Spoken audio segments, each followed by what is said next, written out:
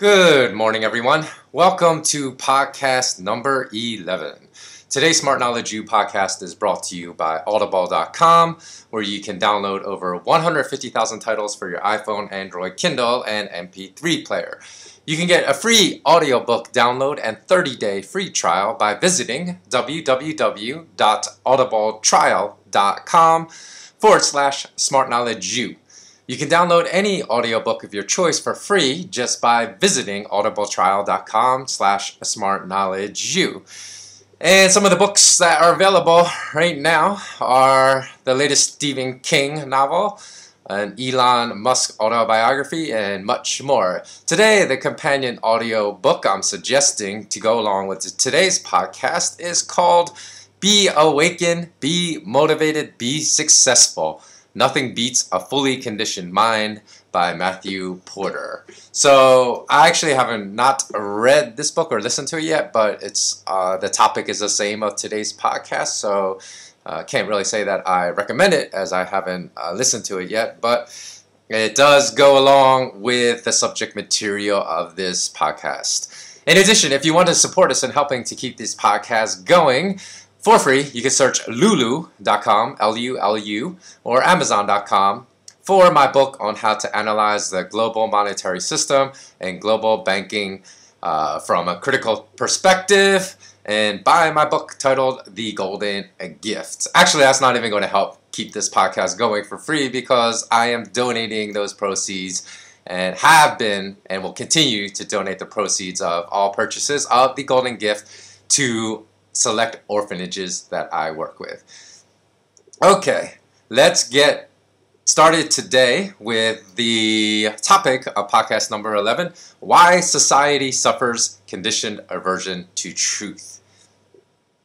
So I believe today we've been conditioned to be averse to spreading the truth, to accepting the truth, and to telling others about it for fear of being called a loony or perhaps being ridiculed, being put on some NSA or government blacklist, or simply because we have been conditioned to be adverse to the truth. So we won't accept it no matter how many facts stare us in the face. We cling to our preconceived notions of a false paradigm. Now, I want to talk about, before I go into humans, I want to talk about how conditioned aversion has been explored through various very scientific experiments, through things called conditioned taste aversion, conditioned smell aversion.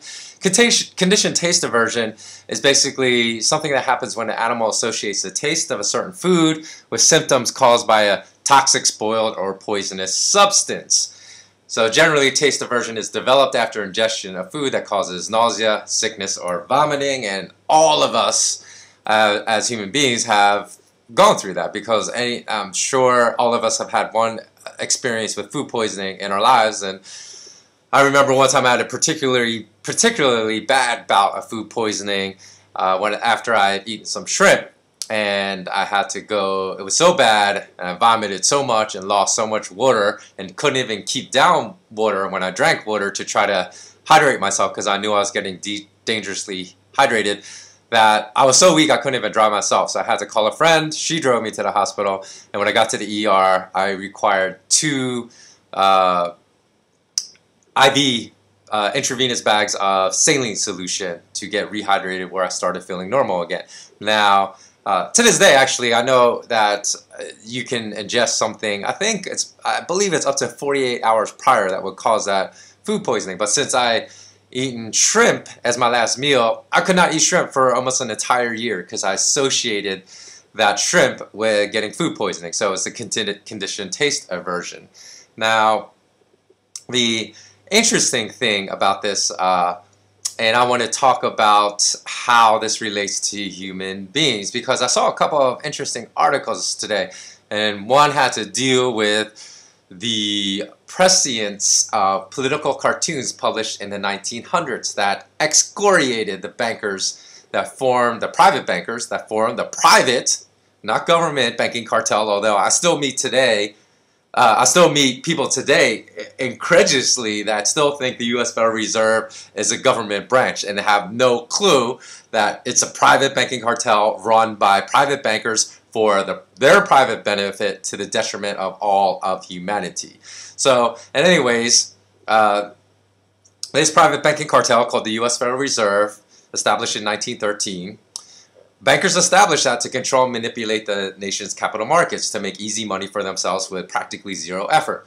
And if you read this article, which I'll provide the link to it if you're listening to this podcast on YouTube in the YouTube video description, as I always do with all my podcasts, this article elicited responses of how, quote-unquote, uncanny these cartoons predicted the reality of our future. And so, in fact, right now I'm going to insert a few of these cartoons now for those of you watching this podcast on YouTube. So those of you listening to it on iTunes, just bear with us for a second. You're going to hear like 30 seconds of silence while I am inserting these cartoons here.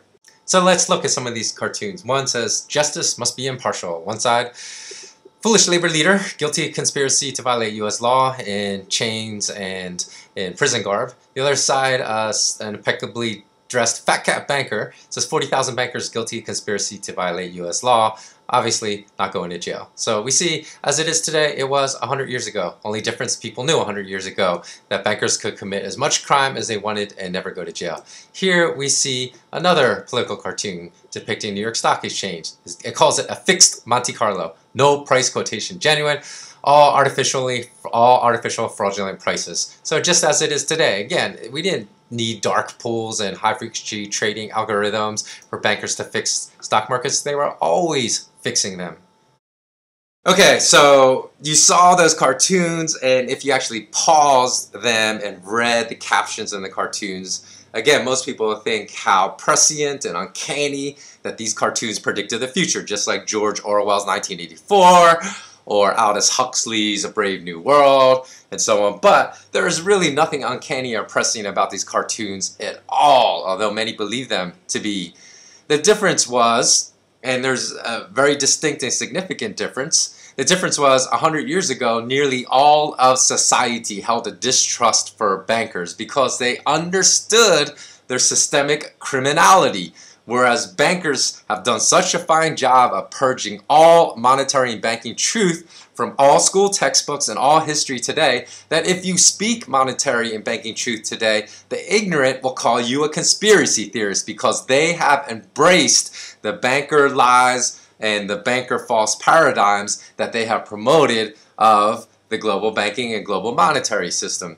However, 100 years ago, the great majority of people knew about the role of the Rothschilds in the Napoleonic Wars. They knew about the role of the Rothschilds in establishing the first bank of the United States in 1791. So they were immediately distrustful and critical of these very same bankers, including the Rothschilds, the European Rothschild family that established the U.S. Central Bank in 1913. So it's simply a matter of understanding history that allowed the commentary of these political satirists to be spot on in the drawing of those cartoons that I just showed you if you're listening to this podcast on YouTube. And it is this understanding of history that has now disappeared from our societies today. If you're listening to this podcast on iTunes, you don't even have to go back and find this spot on my podcast that I post on YouTube. Just go to the YouTube video description and I'll post the link to the article so you can go check out those political cartoons if you're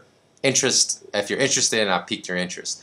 But this is what I mean when I say we have a conditioned aversion to truth in society at large. Today, one is much more likely to be excoriated than praised for disseminating truth versus 100 years ago. So although we like to think of ourselves on a timeline, and the fact that we get it's a linear progression in intelligence, it actually has not been, because I believe we are in a much more brainwashed state today than we were 100 years ago. And I know this from all the research I've done as far as looking at the literature from 100 years ago regarding people's movements against bankers regarding the literature that they wrote against bankers. They seem to have a much finer and complex understanding of the criminality of the global banking system and the global bankers than anyone does today, even though there has been a movement of awareness that is burgeoning at this current time.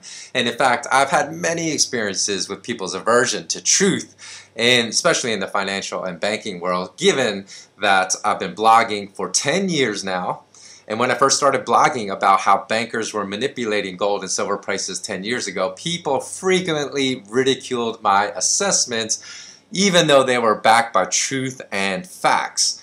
And in fact, in my latest free newsletter, which for any of you that are interested in it, you can sign up at SmartKnowledgeU.com, I discuss how and why I started hedging against significant drops in gold and silver prices for my clients in mid-May. Just this like a month ago in mid-May, as opposed to many precious metal analysts at that time that were firmly stating to go long at the time due to a 4-year technical breakout of silver price. But I said I took the contrarian opposition viewpoint to the consensus that gold and silver were going to rise strongly starting in mid-May due to my assessment of imminent banker manipulation of gold and silver prices. And in fact, our silver hedge is now up about 14 or 15% since the time we opened it. And as well in 2008, again, I saw another very specific and very definable aversion of truth in society at large when I published a blog article online about an imminent U.S. stock market crash.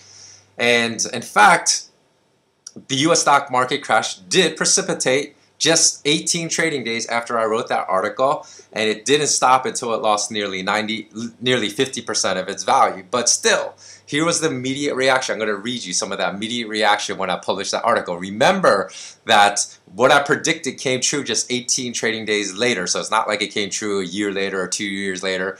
Okay, there's a person actually with the moniker Seeking Truth.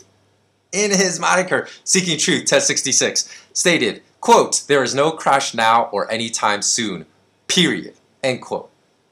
Another anonymous poster stated, quote, "Dare to dream.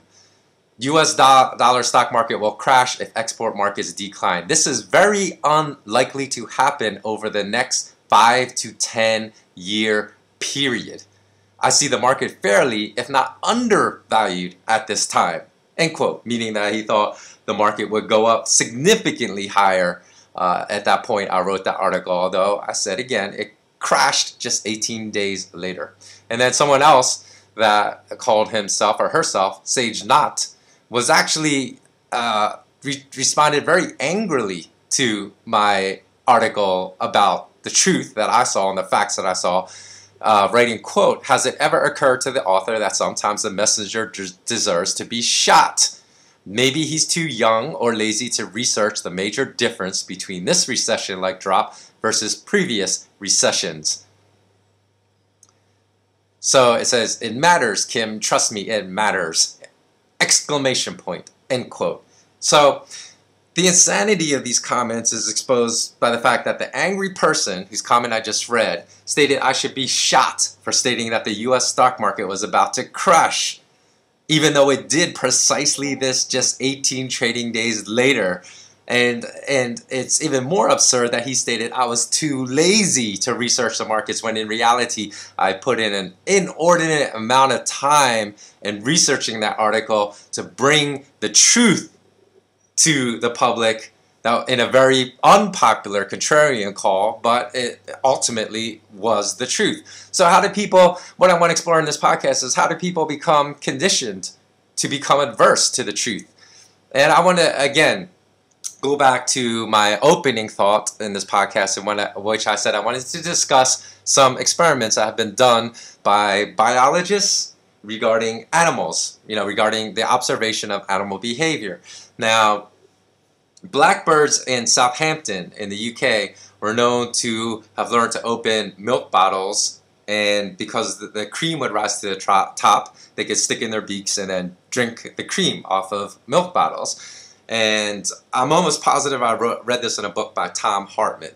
And in that, he said that the blackbirds seem to learn this behavior much more quickly than just through strict observation. In other words, he said there seemed to be, the studies that were done seem to indicate that there is a threshold before the knowledge went viral, meaning it spread much more quickly than could be spread through direct observation. So he said that threshold seemed to be about 8%. So once 8% of the blackbirds knew, then all the blackbirds in that blackbird society knew how to open milk bottles and drink cream. But the interesting thing was that this knowledge didn't stay confined to this blackbird community in Southampton, but it seemed to spread virally through blackbird communities even hundreds of kilometers away in the UK, which of course meant that it could not be spread through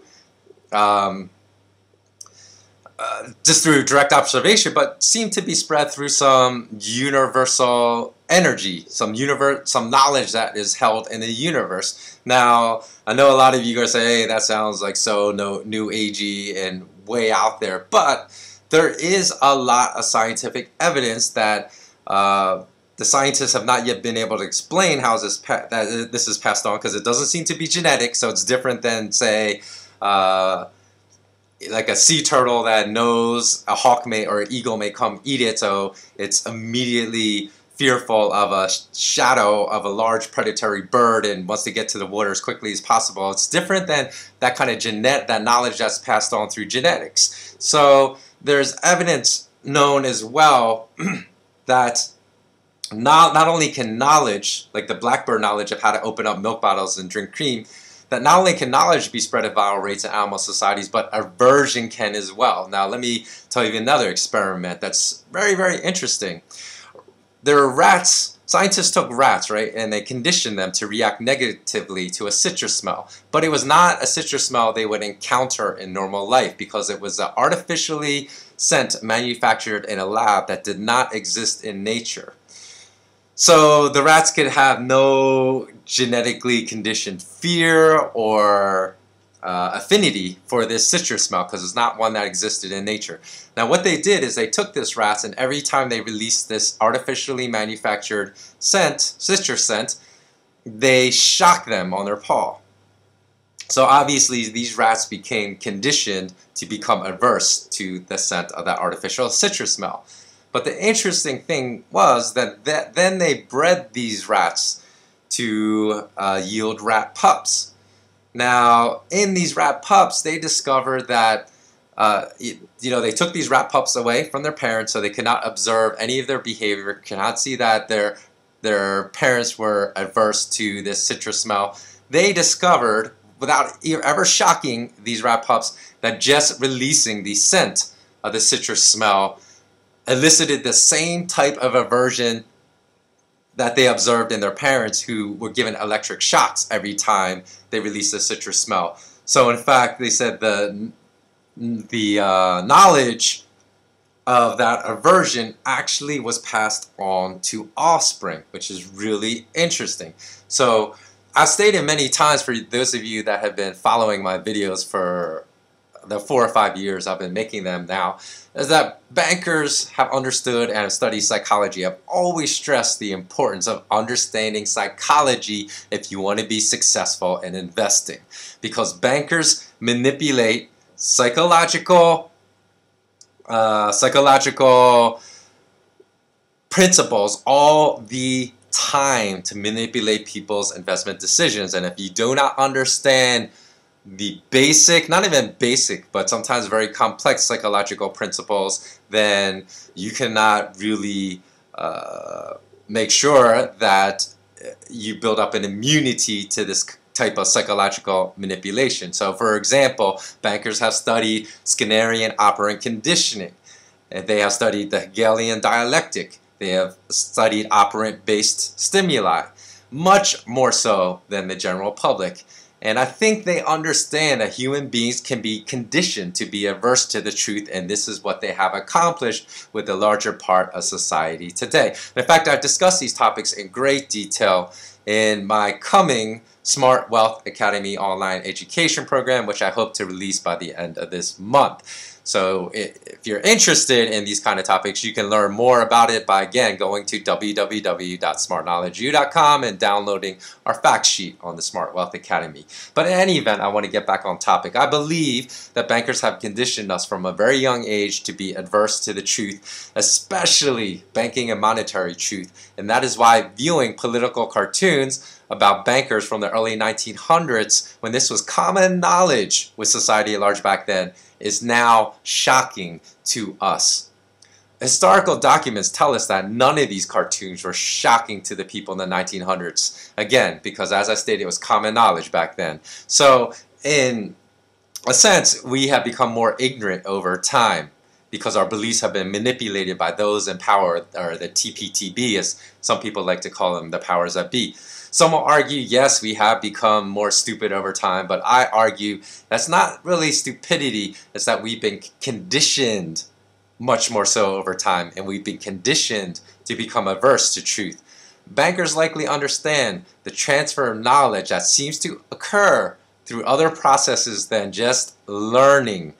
That's been demonstrated through the scientific experiments in animals better than us as well. And if so, if they really do understand this at a complex level, like I believe they do, they likely use this knowledge to keep us ignorant about their criminal behavior that's systemic and their subjugation that they impose upon us through their infrastructure called global banking and the global monetary system. Now, it's interesting because I'm going to put a link to this person as well. This person was a former KGB agent in the former Soviet Union, and his name was Yuri Bezmenov, and he's spoken openly about the subversion techniques that he applied in the former Soviet Union, stating that it only took one generation, like about 20 years, 2 decades, one generation to completely brainwash a nation. So again, this is more evidence that people can be conditioned to be averse to the truth. Now, I also saw another article that fits in very well with the topic of this podcast just last week, and it was about a professor that complained that he couldn't teach properly anymore because he said anytime you may offend a student's sensibility of what is right and wrong by asking him to question his own beliefs and critically review the process by which he or she arrived at his or her beliefs, that such an exercise may actually cause the student to report the professor to the school board and ultimately result in a loss of his job and being fired. So this professor claims that a bizarre stew of anti-intellectualism and censorship has pervaded American societies. But let me tell you a little bit more about the study, but I'm going to come back and argue that what has really happened is that students have been conditioned ever since they entered into primary school and high school to be averse to the truth. Now, this student-teacher dynamic has been re-envisioned along a line that's simultaneously consumerist and hyper-protective, according to this professor, giving each and every student the ability to claim grievous harm in nearly any circumstance after any affront, and a teacher's formal ability to respond to these claims is limited at best. Excuse me, I was just taking a sip of water there. Okay, actually, I'm going to just read exactly what this professor wrote. So this is verbatim quote. Quote, I once saw an adjunct not get his contract renewed after students complained that he exposed them to offensive texts written by Edward Said and Mark Twain. His response that the texts were meant to be a little upsetting only fueled the student's ire and sealed his fate. That was enough to get me to comb through my syllabi and cut out anything I could see upsetting a coddled undergrad. Texts ranging from Upton Sinclair, who wrote this seminal book, The Jungle, exposing the child labor that was going on in the 1920s in the meatpacking districts in New York, and to Maureen Kachik, T-K-A-C-I-K, Kachik, I believe. Actually, I'm ignorant in the fact that I don't know who Maureen Kachik is, although I'm assuming I should be. And I wasn't the only one who made adjustments either, end quote. Now, these are my comments. This is interesting because Mark Twain, remember, he's the author of Huckleberry Finn, but he was very, very revolutionary for his time. He's actually stated, "I've never let my school interfere with my education." And he wrote, "The very ink with which all history is written is merely fluid prejudice." And it's interesting that students are complaining about being, quote unquote, forced to read books by Mark Twain, which you would think would actually open up their minds. Now, this, I'm getting back to the professor's comments again. Quote, "I am frightened sometimes by the thought that a student will complain again like he did in 2009. Only this time it will be a student accusing me not of saying something too ideologically extreme, be it communism or racism or whatever, but of not being sensitive enough towards his feelings. Some simple act of indelicacy that's considered tantamount to physical assault." As Northwestern University professor Laura Kipnis writes, "Emotional discomfort is now regarded as equivalent to material injury, and all injuries have to be remediated. Hurting a student's feelings, even in the course of instruction that is absolutely appropriate and respectful, can now get a teacher into serious trouble. The academic job market is brutal. Teachers who are not tenured or tenure-track faculty members have no right to due process before being dismissed, and there's a mile-long line of applicants eager to take their place." And his writer and academic Freddie DeBauer writes, "They don't even have to be formally fired. They can just get rehired. In this type of environment, boat rocking isn't just dangerous, it's suicidal. And so teachers limit their lessons to things they know won't upset anybody." This shift in student-teacher dynamic placed many of the traditional goals of higher education, such as having students challenge their beliefs, off limits.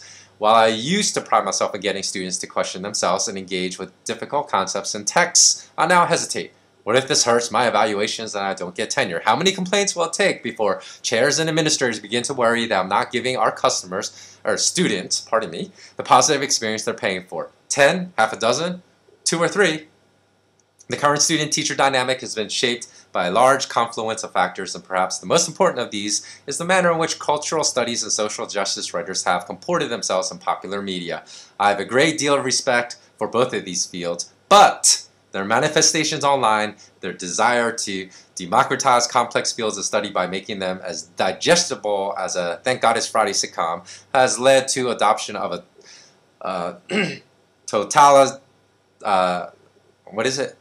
sorry, I lost my train of thought there. Has led to adoption of a totalizing, simplistic, unworkable, and ultimately stifling conception of social justice. The simplicity and absolutism of this conception has combined with the precarity of academic jobs to create higher ed's current climate of fear, a heavily policed discourse of semantic sensitivity in which safety and comfort have become the ends and the means of the college experience. Of course, while these are all valid points, okay, I'm sorry, that end quote after the college experience. So these are my thoughts now. Of course, all these are really valid points and really significant points in my estimation and my humble opinion. But still, we must really dig at the roots of why students enter university thinking this way, why they don't want to expand their critical thinking skills, why they may not want to challenge any of their beliefs and have to introspectively analyze their beliefs and understand where their beliefs came from and if they're actually correct or they're wrong, and they need to modify their beliefs to correct for any false preconceived notions that were influencing their present beliefs. So why is this? That is the more important point, I think, and the more important point to get to the bottom of. Why university professors in America are witnessing this paradigm shift in students' opposition to critical thought. And again, I think it comes down to the fact that bankers have done an amazing job in conditioning aversion to truth in the academic system. Because just think about, okay, let's take a very, very emotional topic like 9/11. Okay, the 9/11 attacks in New York City, where the World Trade Centers came down, along with inexplicably Building Number 7. So, but I would argue it's impossible to have an intelligent, not an emotional, but the word is an intelligent discourse about the reasons behind the 9/11 attacks without opening this discussion up to why people that live 6,000 miles away in Saudi Arabia would want to come to America to kill people, because it's much easier just to buy into the simplistically false mainstream media narrative that they hate our freedom. So it's impossible, again, to spark an intelligent discourse about why the student-teacher dynamic in America has shifted so much without studying the roots of the modern education system in post-industrial revolution America. That includes a study of the bankers and industrialists that funded the American education system, like Nelson Rockefeller, like Andrew Carnegie, without studying what their goals and objectives as the main financiers of the American education system were for the education system, which, by the way, it wasn't to produce intelligent and inquisitive young adults by their own admission, and a study into what psychological principles they instituted into American classrooms to spark an aversion to critical thought, an exploration of the principles that differ from one's own engineered and manufactured belief system. So if you look at all those various topics, then I think we can get to the bottom of why people found those political cartoons that were just displaying the truth in the 1900s, why they find them so fascinating today. Like, my God, look at how prescient and amazingly predictive these cartoons were. No, they weren't amazingly predictive. They were just basically relaying the narrative of truth at that time. And we've been so conditioned to become averse to truth that when we see truth today, we're amazed by it. And that is the critical point to really pick up. So I'm not saying that everyone has an aversion to truth. Of course not. And some of you may listening to this podcast, and maybe most of you listening, maybe all of you listening to this podcast are very awake at this time, because I've certainly met, especially among the younger generation, those that are insatiably curious, question everything, and are quite brilliant in their lines of questioning they use to shed light on generally accepted false memes that are held by society at large today that are simply not true. That's being redundant because, of course, if they're false, it's not true. But if we ever wish to descend deep down the rabbit hole and to pull back the curtain on the Wizard of Oz, then we need to explore why so many of us in society today suffer from a conditioned aversion to truth, which ultimately and unfortunately causes a great deal of good people to remain silent even when they witness wrongs, and to be too afraid to speak up and become a beacon of light and a beacon of truth for others. And I have actually seen this shift dramatically even in my YouTube videos. Ever since like all the NSA spying revelations have come out, I've seen people become, over the past few years, afraid to comment. Even though I ask people, please comment on this podcast, on this video, I didn't even have to ask people several years ago to comment, and 10 times more people would comment on the videos. But now it seems like everyone's too afraid to comment, and that is a very, very, very bad thing, because it's not necessarily, I believe it was Martin Luther King Jr. that said, a society will not die by the actions of evil people, but will die by the silence of good people that see evil and do nothing. And that is a problem with the aversion of truth to truth today. That is what I'm seeing today. I'm seeing a lot of good people stay in the banking industry, even though I explained to them how malicious and how detrimental to humanity the current global banking system is. It's not like the banking system can evolve to be something, a good force for humanity, but in its current state, no good person should continue to work for a big global bank at this current time. And then I continue to see a lot of people remain silent when they witness wrong. A lot of people continue to be too afraid to speak up. So I really hope that the first step, the reason I want to make this podcast, is that we have to understand why, we have to understand and accept that as a society we have been conditioned to be adverse to the truth. So we have a conditioned aversion to truth. And that's the first step. It's like Alcoholics Anonymous, right? You have to accept that we have a conditioned aversion to truth in order to break that conditioned aversion to truth. Because if we don't accept it, we'll never break it. So let me know what you think. Please comment below in this podcast. And until next time, as always, remain intensely curious. Thanks for listening. So long.